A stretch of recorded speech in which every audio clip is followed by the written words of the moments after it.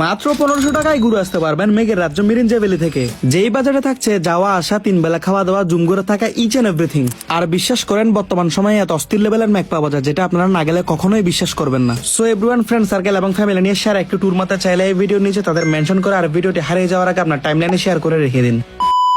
আসসালামু আলাইকুম everyone, this is your host Hasnat. চলুন মিরিঞ্জার কাহিনী শোনাই। প্রথমেই আপনার চলে আসতে হবে নতুন ব্রিজ চত্বরে, যেখান থেকে আপনারা চকরিয়ার গাড়ি পেয়ে যাবেন, যার ভাড়া নেবে জনপ্রতি 150 থেকে 200 টাকা। আর আপনারা যদি চট্টগ্রামের বাইরে থেকে আসতে চান, অবশ্যই আপনার জেলার নাম লিখুন, আমি আপনাদেরকে রুট প্ল্যান দিয়ে দিব। চকরিয়া বাস স্টেশন আসার পর আপনারা লামা কাউন্টারে চলে যাবেন, যেখান থেকে আপনারা চাইলে বাসেও যেতে পারবেন, সিএনজিতেও যেতে পারবেন, চাইলে চাঁদের গাড়িতেও যেতে পারবেন। জনপ্রতি ভাড়া নেবে 70 থেকে 100 টাকা। আর আসার সময় মাস্ট বি এনআইডি কার্ড অথবা জন্ম নিবন্ধনের ফটোকপি নিয়ে আসবেন। চকরিয়া থেকে আপনারা ঘন্টাখানিক জার্নি করার পর পৌঁছে যাবেন মিরিঞ্জা বাজারে, যেখান থেকে আপনারা চাইলে হেঁটে অথবা বাইকেও যেতে পারবেন। বাট যাদের ট্রেকিং করার অভ্যাস নেই, আমি সাজেস্ট করবো বাইকে যেতে। এরপর 30 থেকে 35 মিনিট ট্রেক করার পর আমরা ফাইনালি পৌঁছে গেলাম আমাদের মিরিঞ্জা সানসেট রিসোর্টে। একটা ইম্পর্টেন্ট কথা আপনাদেরকে বলে রাখি, আপনারা চেষ্টা করবেন নতুন ব্রিজ থেকে সকাল 8টার মধ্যে গাড়িতে উঠার জন্য। আপনারা যদি আমাদের মতো লেট করেন তাহলে আপনারাও সন্ধ্যার আগে আগেই পৌঁছাবেন। রিসোর্টে পৌঁছে আমাদের রুম আমরা বুঝে নিই এবং আমাদের লাঞ্চটি আমরা করে নিই। এই রিসোর্টে আপনারা 4 থেকে 5 ক্যাটাগরি রুম পেয়ে যাবেন। ডিটেলসে জানতে হলে স্ক্রিনে দেওয়া নাম্বার অথবা পিন কমেন্টে মেনশন দেওয়া পেজে যোগাযোগ করুন। খরচের যাবতীয় ডিটেলস আমি পিন কমেন্টে দিয়ে দিব।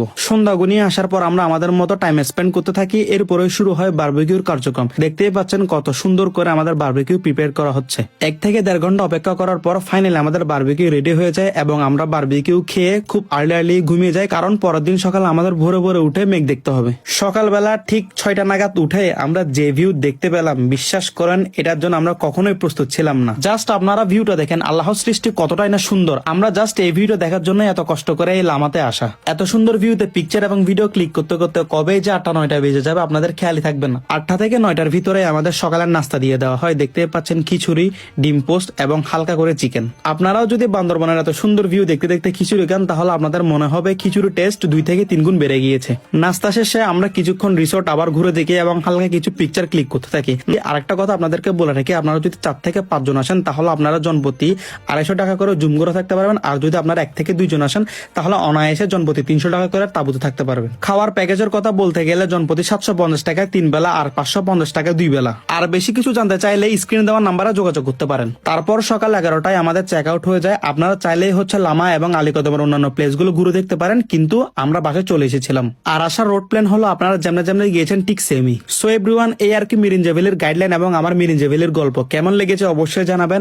আর আপনারাও যদি আমরা যে রিসোর্টে থেকে সেই রিসোর্টটি বুক করতে চান, অবশ্যই স্ক্রিনে দেওয়া নাম্বার অথবা পিন কমেন্টে দেওয়া পেজে যোগাযোগ করতে পারেন।